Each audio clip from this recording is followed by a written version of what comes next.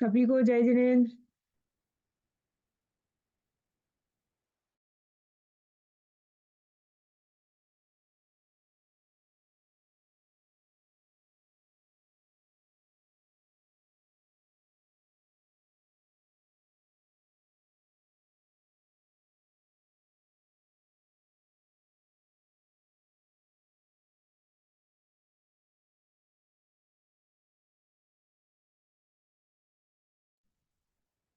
नमोस्तु नमोस्तु नमोस्तु गुरुदेव। नमोस्तु नमोस्तु नमोस्तु गुरुदेव। नमस्ते नमस्ते नमस्ते महाराज जी।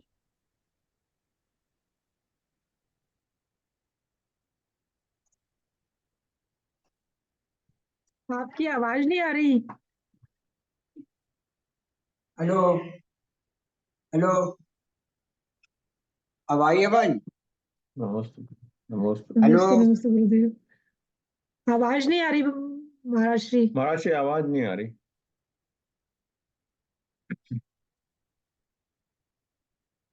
हेलो हेलो, हाँ नमस्ते नमस्ते महाराज जी। नमस्ते नमस्ते अब नमस्ते। आ आ रही रही है है आवाज? आवाज तो आ रही है। हाँ। आ रही है।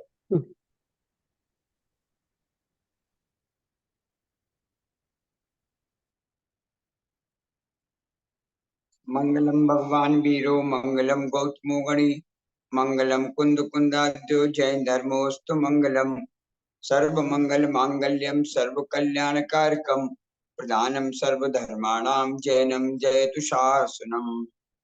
अज्ञान तिम्रांधानां ज्ञानांजन शलाकया चक्षुरुन्मीलितं तस्मै श्री गुरुवे नमः। जिन शासन नायक भगवान महावीर स्वामी की जय, 2400 तीर्थंकर भगवान की जय, बाहुबली भगवान की जय, द्वादशांग जिनवाणी माता की जय, गुरुवर आचार्य श्री विद्यासागर महाराज की जय, दीक्षा गुरु परम तपस्वी परम उपकारक आचार्य श्री प्रसन्न सागर महाराज की जय, 3 कम 9 करोड़ मुनि महाराजों की जय।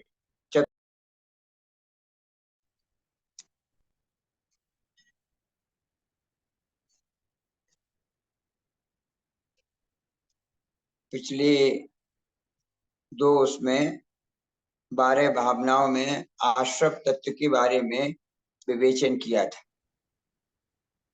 7 तत्व हैं: जीव, अजीव, आश्रव, बंध, संवर, निर्जरा, मोक्ष। आश्रव के बाद अब संवर तत्व की चर्चा आज करेंगे।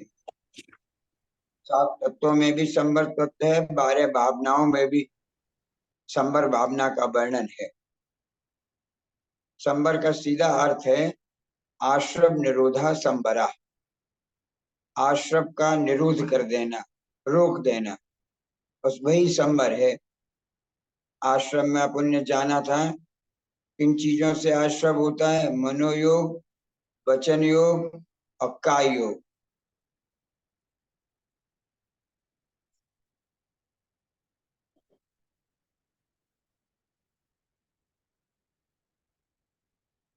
आवाज आ रही नहीं?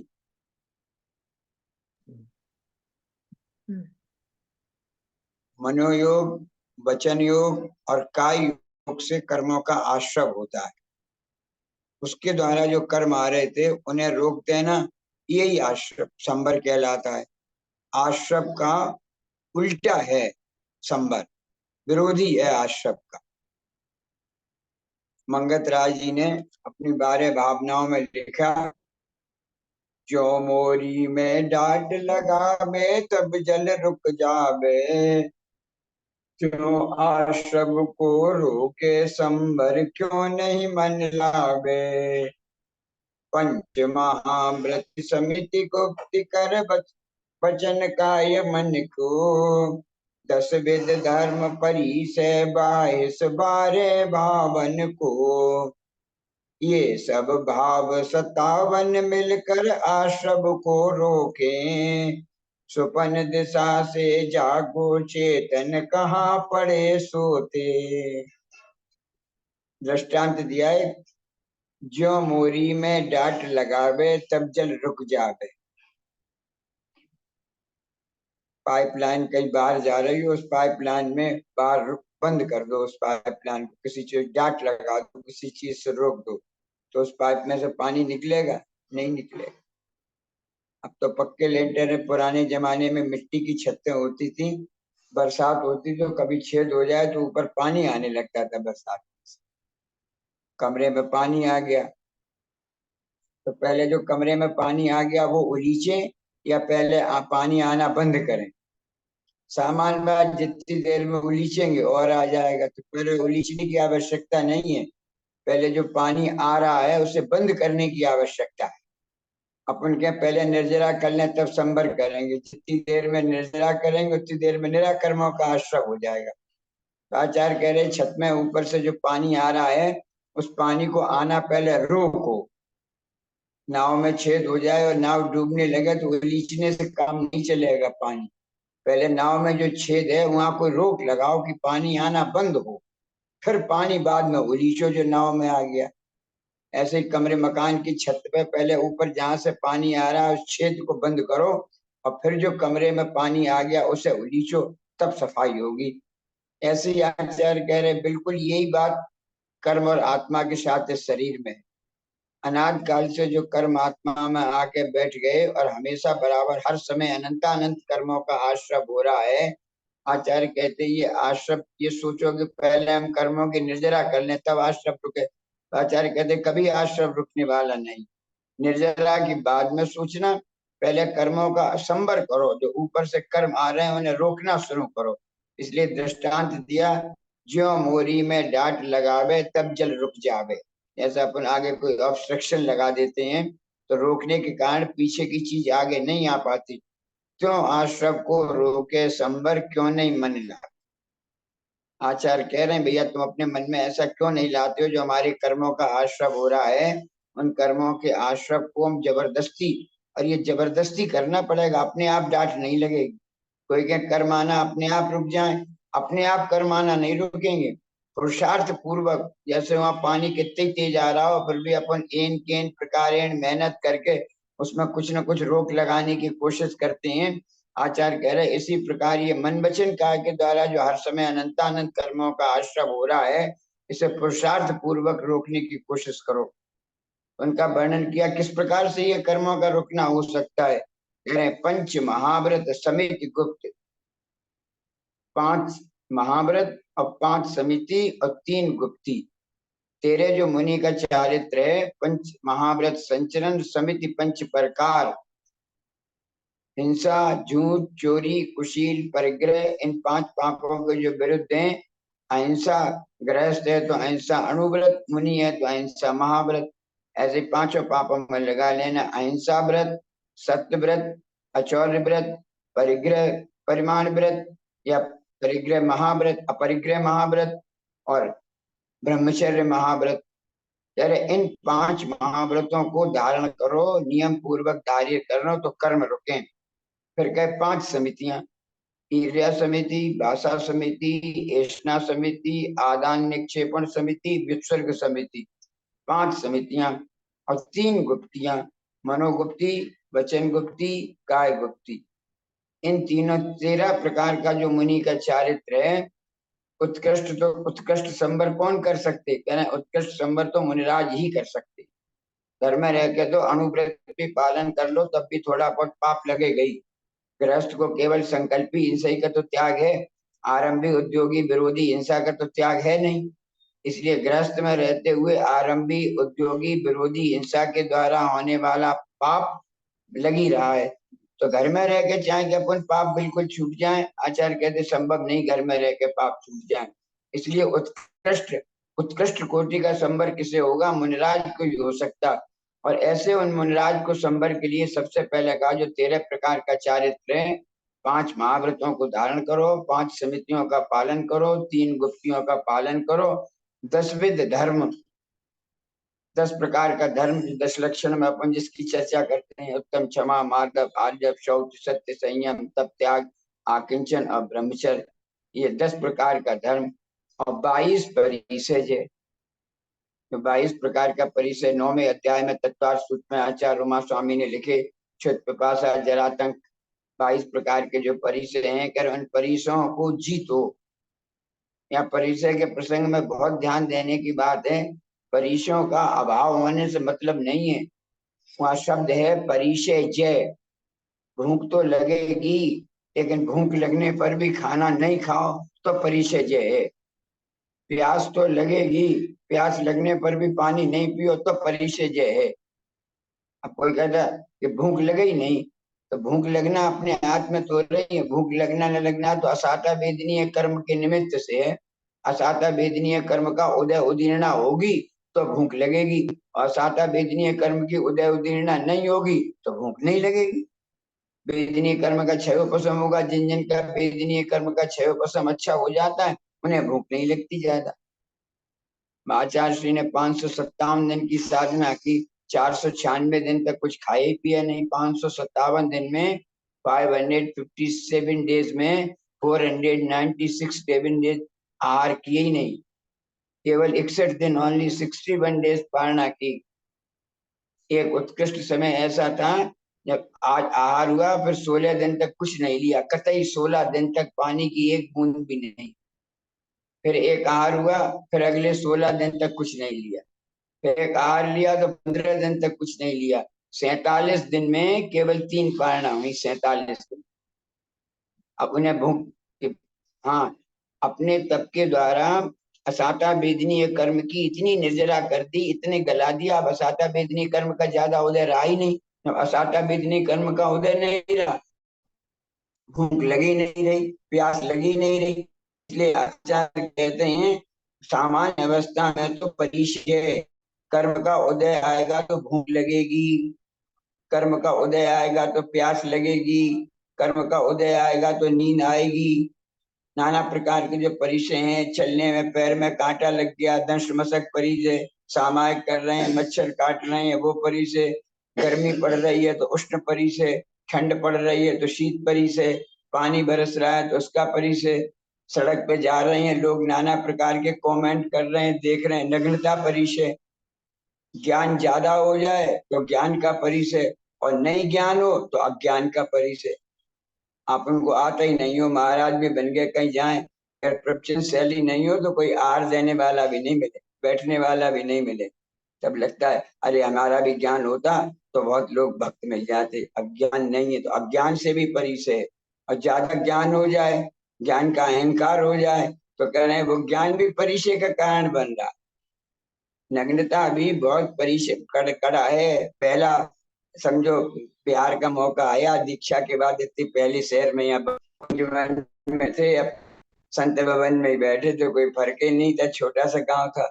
बाद में निकल के आए, जंगलों में होते हुए आ गए। अब पहली बार महानगर में आए, सड़क पे निकलते हैं लोग, सड़क पे जा रहे हैं, कैसी कैसी दृष्टियों से देखते हैं, कैसे कमेंट्स करते हैं। गाड़ियों में, मेट्रो में बैठ के जा रहे, बस पे जा रहे, देख रहे, नाना प्रकार के इशारे कर रहे, नाना प्रकार के अपशब्दों का प्रयोग कर रहे। तब लगता है कि नेता भी कितना बड़ा परिचय है। बहुत मुश्किल काम है। किसी बच्चे से को बनियान अंडरवियर पहन के भी सड़क पे चले जाओ, कोई जाएगा? कोई नहीं जाएगा सड़क, बनियान अंडरवियर पहन के भी। नग्नता तो बहुत दूर है।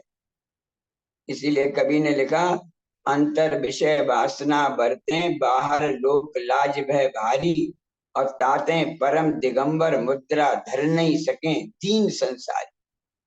संसारी प्राणियों के लिए दीन शब्द का प्रयोग किया है, दीन। अंतर विषय वासना बरते, अंतर में तो विषय वासना के भाव है, मन में तो विषय वासना चल रही, आत्म परिणाम में तो विषय वासना चल रही। अंतर विषय वासना बरते, और बाहर लोग लाज भय भारी, बाहर में शर्म बहुत लग रही है, हम कैसे जाएं?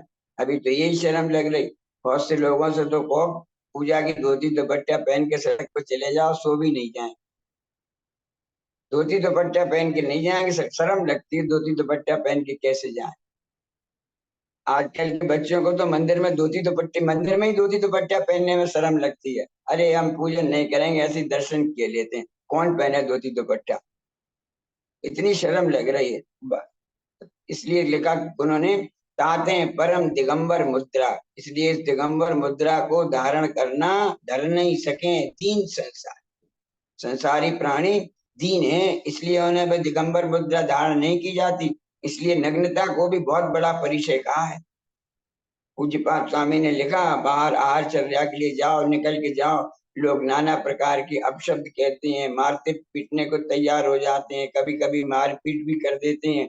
ऐसी परिस्थिति में भी अपने आत्मा के बड़ा चिंतन करते हुए कोई चेहरे विकृति नहीं आनी चाहिए, कोई उनके अपशब्दों का जवाब देने का मन में भी भाव नहीं आना चाहिए। बाहर तो दूर, मन में भी भाव नहीं कि ये क्या कह रहा है, अब बुरा कह रहा है, क्यों कह रहा है, नहीं, कुछ नहीं।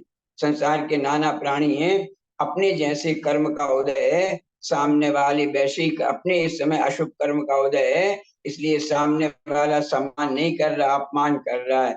लेकिन ऐसे सम्मान और अपमान में भी समता भाव बहुत कठिन है, परिचय ये बहुत कठिन। आचार्य कहते हैं गृहस्थों को भी घर में रहते हुए भी इन 22 परोक्षों को जीतने का अभ्यास करना चाहिए। अभ्यास, जीतते तो मुनिराज ही हैं, लेकिन गृहस्थ के लिए लिखा कि अभ्यास करो, इसलिए लिखा अष्टमी चतुर्दशी को पृष्ठोपवास करो। पृष्ठोपवास नहीं कर पाओ, एकासन करो। एकासन भी नहीं कर पाओ, 2 टाइम खाओ कम से। लेकिन जैसे पहले एकम से लेकर सप्तमी तक खाए, वैसे ही अष्टमी को खा रहे। तो आचार्य कहे परिचय का हुआ 7 दिन जैसे खाओ, आचार्य कहते वैसे ठीक है, वैसे खाओ, लेकिन कम से कम अष्टमी चतुर्दशी के दिन तो इतना विवेक रखो कि भूख लगे भी तो परिचय जय करो, जीतो। नहीं भाई, आज अष्टमी चतुर्दशी है, आज 2 ही टाइम खाएंगे या 1 ही टाइम खाएंगे, आज बाजार का नहीं खाएंगे, बाजार की बनी हुई चीज नहीं खाएंगे, बाजार में खड़े होकर नहीं खाएंगे। तो ऐसी स्थितियों में खाने का मन तो होता है, प्यास तो लगती है, लेकिन आचार्य कहते अगर कर्म मन हुआ खाने का और आपने खा लिया तो कर्म का आश्रय हो गया। अब खाने का मन हो रहा है और अपन ने खाया नहीं, नियंत्रण लगा दिया, मन कह रहा है खाओ, वचनों के द्वारा भी कह रहे हैं खाने का मन कर रहा है भैया खा लो, लेकिन नहीं, काय के द्वारा भी रोक दिया, उसे नियंत्रण कर दिया। बहुत से लोग कहते हैं कि मन में भाव ही नहीं उठना चाहिए तब व्रत पूरा है, ऐसा जरूरी नहीं। मान लो किसी बच्चे को महाराज जी ने नियम दे दिया भैया 1 महीने आलू नहीं खाना, अब बच्चा घर पे आके मन कर रहा है, मम्मी आलू खाने का मन हो रहा, महाराज ने नियम दे दिया, मम्मी फौरन कहती आजकल के महाराज ऐसे ही हैं, बिना सोचे समझे बच्चों को नियम दे देते। ऐसा नहीं अपने मन से इस प्रकार का सोचना। अब वो बच्चा मन जरूर कर रहा है, खाने का मन हो रहा है, लेकिन खाता है नहीं, हम खाएंगे नहीं, महाराज ने हमें नियम दिया है। वचन से भले उसने भाव कर लिए कि हम आलू खाने का मन हो रहा है, मन भी खाने का हो रहा है, लेकिन काय के द्वारा उसने खाया नहीं, तो काय के द्वारा जो होने वाला आश्रम था 33%, उतना तो पाप रुक ही गया। और वचन में ही नहीं कहा, मुंह से नहीं कहा कि हम आलू खाएंगे, मन में सोच रहा है केवल, तो आचार्य कह रहे 66% पाप रुक गया। इस प्रकार आचार्य कहते जितना भी संभव हो सके इस प्रकार से 5 महाव्रत, 5 समिति, 3 गुप्ती, मन वचन काय पर नियंत्रण करके 10 धर्मों की चर्चा करके 22 परिसों को जीतकर और 12 भावनाओं की भावना करके, जिन 12 भावनाओं की अपन चर्चा कर रहे हैं, इन 12 भावनाओं को ये सब मिला के 57 प्रकार का संभव हो जाता है। आचार्य कहते हैं अपने कर्म रोकने हैं तो इन कर्म को रोकना ही पड़ेगा। 12 भावना में आता ना, सतगुर देह जगाए, मोह नींद जब उपसमय, तब कछु बने उपाय, कर्म चोर आवत। आश्रम में कहा था मोह नींद के जोर, जगवासी घूमे सदा, कर्म चोर चौर, सर्वस्व लूटे सुध नहीं। मोह की नींद में ऐसा सो रहा है, घर में कोई ऐसा सोए कि चोर आके सब माल लूटने और पता ही नहीं चले, गहरी नींद सोता ही रहे। आचार्य कहते हैं ऐसी मोह की नींद के बस में वशीभूत होकर ये संसारी प्राणी मोह नींद के जोर, जगवासी घूमे सदा, कर्म चोर चौर, सर्वस्व लूटे सुध नहीं। कर्म रूपी चोर अपना सब कुछ लिए जा रहे हैं और अपने को होश ही नहीं है, ऐसी मोह नींद की में सो रहे। कैसे ऐसे मोह की नींद कब उठे, वो आश्रम का था, कैसे मोहन की नींद कब छूटे, कैसे मोहन की नींद छूटे, कैसे कर्मों को चोरा रोके कि सतगुर दे जगाए, मोह नींद जब उपसमय।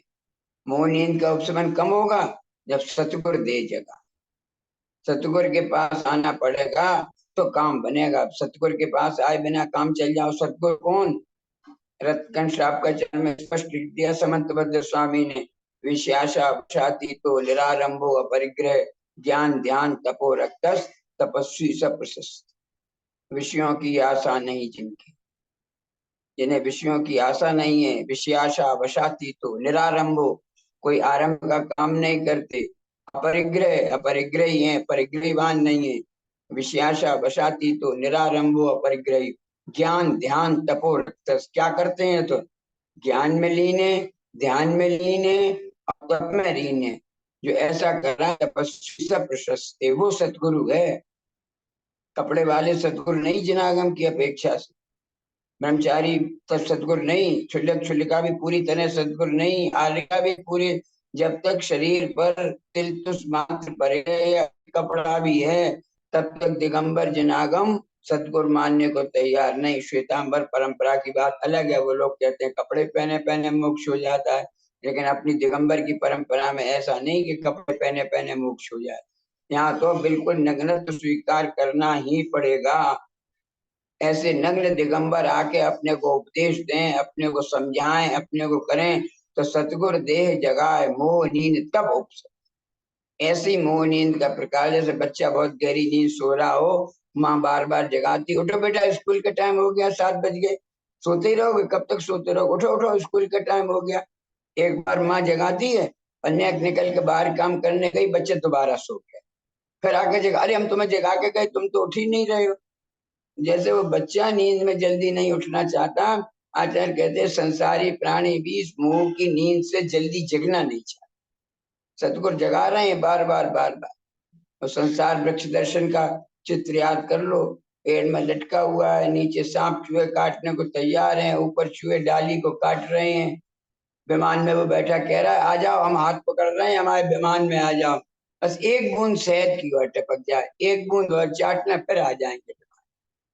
एक बूंद चाटते चाटते वो डाली कट जाती है और नीचे मर के स्थिति। अपनी भी दशा ऐसी है, ऐसा काम हो जाए, ऐसा काम। और बेटा है, जरा बेटे की शादी हो जाए फिर तो हम घर छोड़ ही देंगे, दीक्षा ले ही लेंगे। बेटे की शादी हो गई, अब जरा बेटे के बच्चा अच्छा हो जाए, तब तक अब थोड़े दिन अच्छा नहीं लगता, बहू नई नई आई है, थोड़े दिन तो रह ही लें घर में साथ।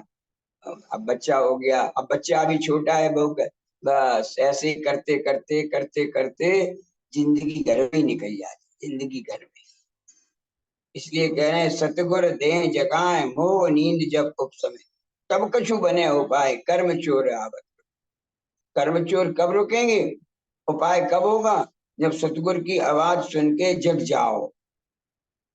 एक बहुत अच्छा वाक्य, सोते को जगाना बहुत आसान है, लेकिन जो सोने का अभिनय कर रहा है उसे जगाना बहुत कठिन काम।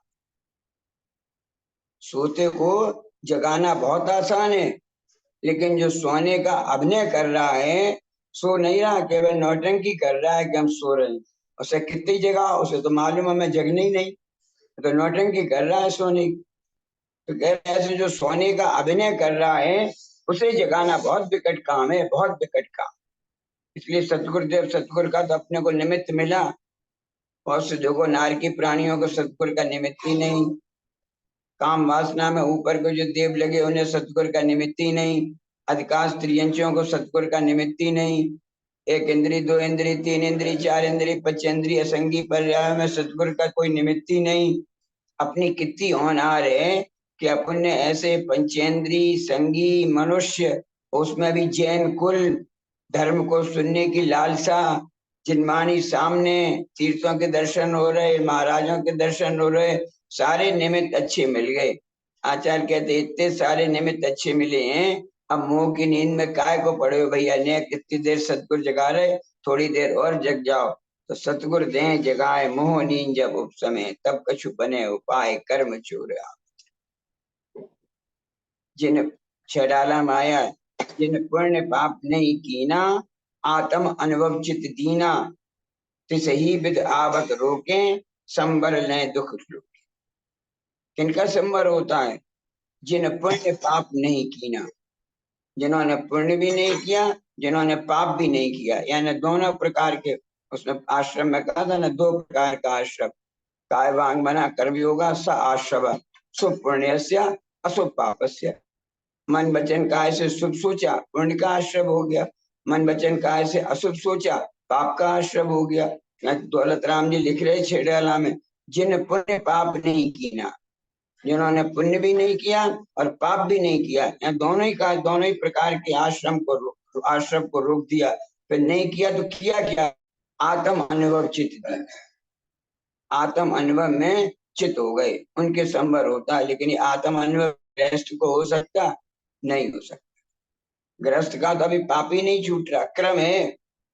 गृहस्थ अवस्था में हो तो पहले पाप छोड़ो, पुण्य करो, और जब उस स्थिति से ऊपर उठ जाओ तो फिर तब पुण्य को भी छोड़ो। ये पुण्य कहाँ छूटेगा? पुण्य तो छोटा नहीं जाता सीमानदारी से, कोई छोड़ा जाता है। पुण्य इकट्ठा नहीं होगा तो जैन कुल में जन्म ही नहीं मिलेगा। पुण्य इकट्ठा नहीं होगा तो इंद्रियों की जैन कुल में पैदा हो गई, आंखें अंधी हो गई, कान से बहरे पैदा हो गए, ओ जैनी कुल में गए।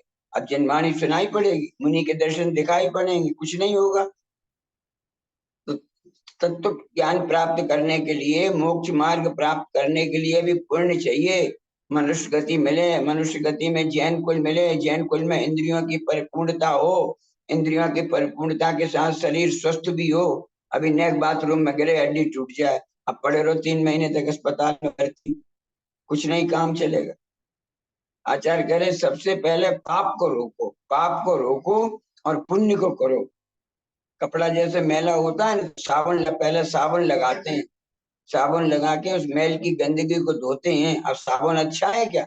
नहीं, बाद में पानी में फलफलाते हैं कि इसमें जो साबुन लगाया वो भी रह नहीं जाए। वॉशिंग मशीन में पहले वॉश करते हैं, फिर रिंस करते हैं, तब ड्राई करते हैं। वॉश करना क्या है? वॉश करना गंदगी निकालना है। गंदगी निकालने का मतलब पाप को निकालना वॉश है।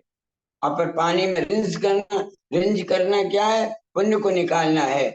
जिस पाप के लिए हमने पुण्य लगाया था, जिस को लगाने के लिए साबुन लगाया था, वो साबुन भी कपड़े के लिए उपयोगी नहीं है, शरीर में एलर्जी करेगा। इसलिए साबुन से तो गंदगी को निकाला, रिंज करके साबुन को निकाला। ऐसे यहाँ कहते हैं पाप काहे से निकलेगा? पुण्य से पाप निकलेगा। पुण्य के द्वारा पाप को निकालो। अब पुण्य काहे से निकलेगा? यही सोड़ है भावना, सहित रह व्रत जो देव इंद्र निर्बंध ध्यान से 16 कारण से पुण्य भी निकलेगा और पाप भी निकलेगा, दोनों निकलेंगे। तो क्रम है, इसलिए पहले पाप निकालो फिर पुण्य निकालो। और जब ऊपर की अवस्था में पहुंच जाओ, ऊपर की अवस्था कहाँ है? जिन्हें पुण्य पाप नहीं किया। मुनि को अभी छठा गुण स्थान प्रमत्त गुण स्थान है, वहां भी प्रमाद लगा है, वहां भी कथनचित थोड़ा पाप हो रहा है। इसलिए अप्रमत्त कौन है? संबर वाला कौन है? 7वें गुण स्थान वर्ती मुनि है। या 7वें गुण स्थान से भी ऊपर के जो उपशम श्रेणी और छायक श्रेणी मुनिराज चल रहे, वहां पूरा अप्रमत्त है। और पूरा दृष्टि से देखें, अनंत भगवान जब बन रहे जाके तब तो यहाँ सब अनंत भगवान को भी काय योग से होने वाला आश्रय है, वो ईर्यापथ आश्रय है, कषाय नहीं है। इसलिए एक समय में आश्रय तो होता है, लेकिन उसी समय में निर्जरा को भी प्राप्त हो जाता है। तो आश्रय समाप्त कहाँ हो रहा? आश्रय समाप्त तो जाकर होगा 12वें गुण स्थान में, जब केवल ज्ञान प्राप्त हो जाए तब सर्वथा आश्रय समाप्त होगा।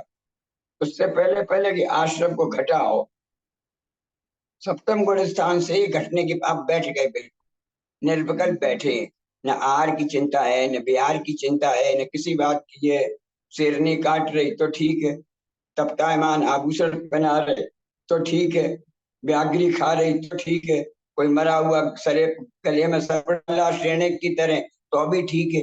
जब ऐसी समता की स्थिति आ जाती है तब संवर होता है। जिन पुण्य पाप नहीं की ना, वो संवर वहां है। वो संवर छठे गुण स्थान वर्ती मुनि कोई नहीं, पंचम गुण स्थान चतुर्थ स्थान वर्ती सम्यक दृष्टि को कहां से हो जाएगा? कहीं नहीं हो जाएगा। तो गृहस्थ में कौन सा संवर? गृहस्थ में बस अस्वादो प्रवृत्ति ही जान चारितम द्रव्य संग्रह आचार्य नेमचंद स्वामी, अशुभ से निवृत्ति और शुभ में प्रवृत्ति, बस यही गृहस्थ का चारित्र है। इसलिए आचार्य सबसे पहले अपने पाप के आश्रय को रोक कर प्रयास करो, फिर आगे बढ़ो। समय हो गया है, 30 मिनट हो गए। कोई पहले के प्रश्नों या इसमें कोई प्रश्न हो, कोई भी इस प्रकार की चर्चा हो, लेकिन क्रम है। बिना आश्रम रोके संवर नहीं होगा, और बिना संवर के निर्जरा भी नहीं होगी। निर्जरा तत्व का विवेचन तो आगे करेंगे कैसे करने। आज कर्मों को रोक लिया भैया, अंदर अब कर्म नहीं आए, फिर अंदर जो बैठे हैं उन्हें निकालने की कोशिश करेंगे। तो पहले रोकना आवश्यक है, आज उसी की चर्चा की कि कर्म किन किन चीजों से रुक सकता है। 5 महाव्रत या अणुव्रत, 5 समिति, 3 गुप्ती, 10 प्रकार का धर्म, 22 परिसे और 12 भावना। इन सब के चिंतन करने से अपने पाप की प्रणाली रुकती है, उसी से ही अपना कल्याण है। जो कोई भी प्रश्न विकल्प चिंतन हो पूछ सकते।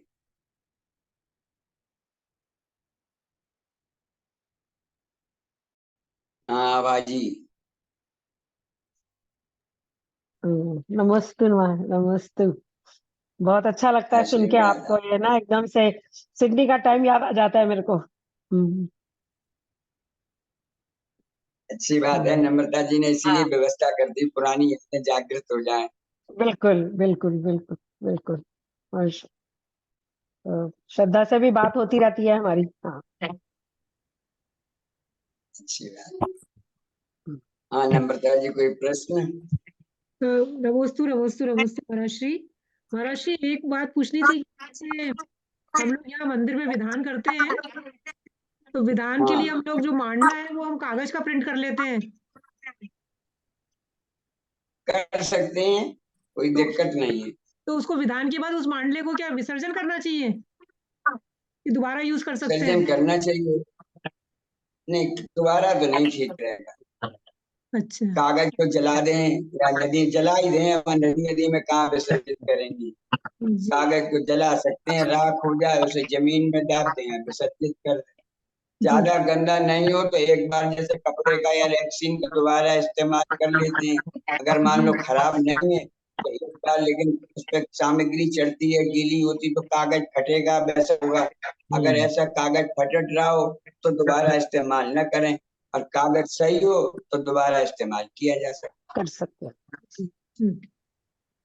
नमस्ते नमस्ते नमस्ते। है। और महाराज अगर जी दोबारा नमस्ते। करना ही है तो कपड़े के ऊपर प्रिंट करवा लें एक बार। हाँ जी उसके रेक्सीन आगे। उतनी शुद्ध नहीं है। हाँ हाँ, एक कपड़े के ऊपर प्रिंट करा लें या हाथ से कलर ला के हाथ से ही बना लें, उसे हाँ फिर बार बार इस्तेमाल किया जा सकता है। जी। मैंने करवा लिए हैं वो, आऊंगी जब इंडिया तो ले आऊंगी। हाँ महाराज जी नमस्तु नमस्तु नमस्तु। हाँ आशीर्वाद सुन- हाँ, महाराज जी ठीक है। हाँ, मैं एक प्रश्न पूछूं? हाँ जरूर। हाँ तो महाराज जी, आपने बताया कि संवर में जो है ना 3 गुप्ती, 5 समिति, 10 हाँ धर्म, 12 भाव, 22 परिषद है और 5 प्रकार का जो चरित्र सब आ जाते हैं। तो इसमें ज्यादातर हाँ चीजें तो मुनि महाराज जी को करने वाली है, मतलब हमारे ग्रस्त लोगों के लिए आपने बताया कि अपना पाप आश्रम जो है वो थोड़ा कम करें, ताकि और बाद में वो हाँ। करने के बाद आश्रम का भी कम करें। नहीं, जैसा कहा ना, पूरा पूरा संवर तो मुनिराज ही कर सकते हैं। गृहस्थ के लिए पूरा संवर कर पाना संभव नहीं, कि पुण्य का भी संवर रुक जाए और पाप का भी रुक जाए, ये गृहस्थ के लिए पॉसिबल नहीं। गृहस्थ तो केवल अपने पाप का संवर कर ले तो समझो उसने बहुत काम कर लिया। और पाप आश्रम, प्रवृत्ति नहीं होनी चाहिए। हाँ ठीक है ठीक है। कर्मों का तो आना या आश्रम एक ही बात है। पाप की प्रवृत्ति रोकना या पाप से बचना वो आश्रम है। पाप का आश्रम रुक जाए, मन की प्रवृत्ति बुरे कामों में न हो, मन से बुरा न सोचें, वचन से बुरे शब्द न निकालें, काय के द्वारा पाप की कोई क्रिया, भोगों की क्रिया, अधिक खान पीन की क्रिया, 5 इंद्रियों की इस प्रकार की क्रिया नहीं करें जो पाप प्रवृत्ति रूप है, वही पाप का आश्रम रुक। अपन जिस बेसिकली स्टेज पे आश्रम हैं को, उसी स्टेज की। ठीक है, हाँ बोले। मतलब यही है कि आश्रम को जितना कम कर सके उतना करें, ताकि बंद ना हो। हाँ ठीक है आश्रम ठीक पूर्व ही बंद है, अगर आश्रम नहीं होगा तो बंद होगा ही नहीं। आश्रम रुक बंद। गया तो बंद की बात समाप्त। गेट बंद है तो बाहर से चोर कैसे आएगा? लॉक लगा है गेट में तो चोर के आने का सवाल ही नहीं। गेट खुला है तो बाहर से चोर आएगा, जब गेट ही बंद है तो आने का कोई सवाल ही नहीं। अब अकेले गेट, जैसे घर में खिड़की भी है और भी गेट है, तो कहते हैं कोई भी गेट खुला मत छोड़ो। ऐसे जैसे 5 इंद्रियों के गेट बंद रखो, 5 पापों के गेट बंद रखो, 10 धर्मों के भी गेट, सब प्रकार की जितनी घर में खिड़की जंगले हैं जो कुछ है सबको लॉक रखो। ऐसे जो जो अपने शरीर में पाप आने के आश्रम के कारण है, उन सब पर नियंत्रण रखो। लेकिन ठीक आदमी बात। धीरे धीरे अपनी इंद्रिया नियंत्रित करे और जो भी पाप कर्म बांधने वाली चीजें उनको कम करे, तो आश्रम से थोड़ा सा मुख्य बात यही है, अपनी इंद्रियों पर नियंत्रण, वचन पर नियंत्रण, मन पर नियंत्रण। नियंत्रण करने का ही नाम संभल है, रोकना, कंट्रोल करना। घोड़े पर बैठे और लगाम हाथ में नहीं हो, अगर घोड़ा गिराएगा एक्सीडेंट कराएगा। अगर घोड़े की सवारी कर रहे हैं तो घोड़े की लगाम पर नियंत्रण होगा तो घुड़सवारी सही होगी, और घुड़सवारी कर रहे हैं लगाम पर नियंत्रण ही नहीं है, फिर तो वो गिराएगा ही गिराएगा, एक्सीडेंट होना ही होना है। ठीक है। नमस्ते। नमस्ते, नमस्ते। और कोई प्रश्न किसी का हो? सभी को बहुत बहुत आशीर्वाद। बंगलौर में बहुत अच्छा प्रवास रहा। कल सुबह यहाँ से बिहार है, अभी 6 दिन का शिविर लगा था। लगभग 500 शिविरार्थियों ने, बंगलौर जैसे शहर में 500 शिविरार्थी उपस्थित रहे और बहुत अच्छी प्रभावना हुई। 3 घंटे सुबह और 3 घंटे शाम को क्लासेस चलते थे। बहुत लोगों ने लाभ लिया, बहुत अच्छा। आज ही समापन हुआ। कल सुबह यहाँ से बंगलौर से बिहार हो जाएगा, अब हैदराबाद जाएंगे यहाँ से। ओके, नमस्ते नमस्ते महाराज जी, नमस्ते। आपका नमोस्तु नमोस्तु आपका नमोस्तु। विहार मंगलमय हो इसी भावना के साथ। नमस्ते।